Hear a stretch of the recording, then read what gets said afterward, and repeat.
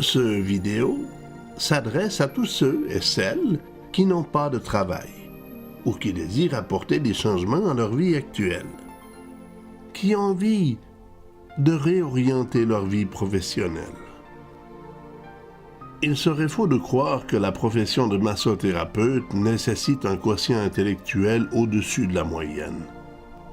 Je dirais même que les personnes qui dans le passé avaient des emplois manuels sont sans doute parmi les plus aptes à devenir d'excellents massothérapeutes. Pour ne prendre qu'un exemple, l'un des masseurs les plus connus et les plus sollicités en Suisse était Claude Denervaux, le masseur de l'équipe suisse. En plus d'être un sportif accompli, puisqu'il avait remporté le titre de champion suisse en culturisme dans la discipline du powerlifting, Claude avait également été sollicité pour masser l'élite des sportifs suisses.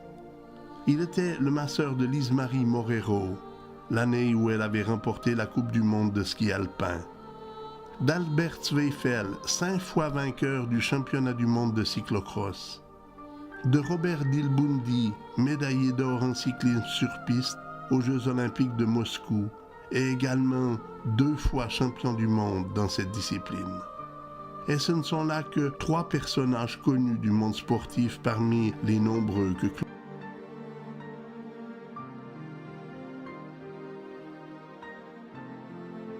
Dans sa jeunesse, Claude travaillait pour l'entreprise familiale dans le domaine de la récupération des métaux et charpentes métalliques usagées.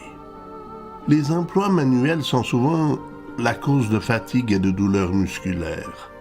Par le fait même, la personne découvrira naturellement la façon de réduire, voire faire disparaître la douleur simplement par le massage. Et dans le domaine sportif, c'est également le cas.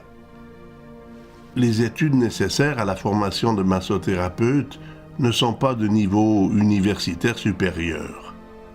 L'École suisse professionnelle de massothérapie est parvenue non seulement à développer tous les sujets nécessaires à la connaissance du corps humain, mais en plus, sa façon d'enseigner simplifie énormément la compréhension des textes. Concernant la pratique, étant donné que ce sont des cours privés, chaque mouvement est suivi par le professeur et l'étudiant n'est pas laissé à lui-même de longues minutes durant lesquelles le professeur surveille d'autres étudiants. Dans cette formation, chaque étudiant reçoit autant qu'il donne.